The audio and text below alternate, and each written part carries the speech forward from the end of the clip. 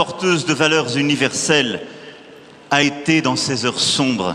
অনিয়মিত অভিবাসীদের বিশাল সুখবর দিয়েছে ইউরোপের দেশ ফ্রান্স। দেশটি জানিয়েছে, যেসব আইনি সেবায় রাষ্ট্রীয় আর্থিক সহায়তা পাওয়া যায় সেগুলোতে অনথিভুক্ত অভিবাসীদের সুযোগ করে দিল ফ্রান্সের সাংবিধানিক কাউন্সিল। এর আগে শুধু ফরাসি নাগরিক এবং নিয়মিত অভিবাসীরাই এই সুবিধা পেয়ে আসছিলেন। জানা গেছে, ফ্রান্সে বসবাসরত নিয়মিত অভিবাসীরা এবং ফরাসি নাগরিকেরা শ্রম এবং দেওয়ানি আদালত সম্পর্কিত আইনি বিষয়ে নিজেদের আর্থিক সক্ষমতার উপর নির্ভর করে আইনজীবীর ফি পরিশোধ করতে রাষ্ট্রীয় অর্থ সহায়তা পেয়ে থাকেন। সম্প্রতি সাংবিধানিক কাউন্সিলের 9 জন বিচারক অনিয়মিত অভিবাসীদের আইনি সহায়তার পাওয়ার সুযোগ করে দেওয়ার এই রায় দিয়েছেন। সাংবিধানিক এই প্রতিষ্ঠানটি মূলত ফ্রান্সে পাশ হওয়া আইনগুলো সংবিধানের প্রবিধানের সাথে সামঞ্জস্যপূর্ণ কিনা তা যাচাই করে থাকে। সাংবিধানিক কাউন্সিলের রায়ে বলা হয়েছে, যে বিধানটি সাংবিধানিক কাউন্সিলের নজরে আনা হয়েছে তার কারণে সংশ্লিষ্ট বিদেশিরা ফ্রান্সে তাদের অধিকার প্রতিষ্ঠায় একজন আইনজীবীর অধিকার বঞ্চিত হয়ে আসছিল।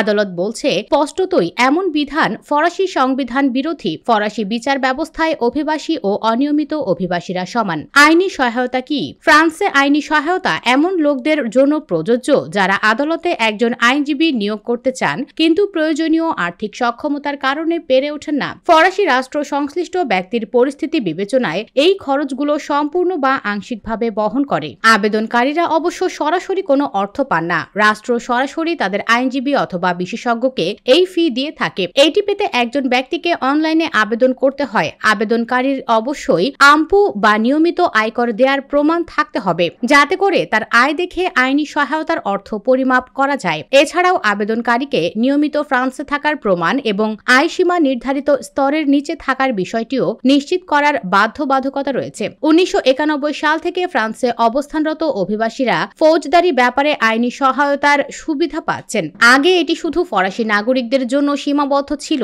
এছাড়া ফ্রান্সে আসা আশ্রয় প্রার্থীরা, শরণার্থী ও রাষ্ট্রহীন ব্যক্তিদের জন্য নির্ধারিত ফরাসি দপ্তর অফপ্রা থেকে প্রত্যাখ্যাত হওয়ার পর জাতীয় আশ্রয় আদালতে আবেদনের ক্ষেত্রে আইনজীবীর নিয়োগে অর্থ সহায়তা পেয়ে থাকেন। তবে প্রত্যাখ্যাত আশ্রয় প্রার্থীরা পরবর্তীতে অনিয়মিত হয়ে পড়লে আর কোনো আইনি সহায়তার সুযোগ পেতেন না। ক্ষেত্র বিশেষে কিছু অনিয়মিত অভিবাসী সেটি পেলেও তা সবার ক্ষেত্রে প্রযোজ্য ছিল না। সাংবিধানিক কাউন্সিলের রায়ের পর এখন থেকে অনথিভুক্তরাও নিয়মিতদের মতো বিভিন্ন আইনি জটিলতায় আইনজীবীর ফি দিতে রাষ্ট্রের কাছে আবেদন করতে পারবেন। ফরাসি গণমাধ্যম মিডিয়াপার্ট জানায়, সাংবিধানিক কাউন্সিলে আইনজীবী জাভিয়ের করতেই প্রথম দিকে 5 জন আবেদনকারীর হয়ে প্রতিনিধিত্ব করেন, কিন্তু শেষ পর্যন্ত তাদের মধ্যে 3 জন আবেদনকারীর হয়ে তিনি আদালতে লড়েছিলেন।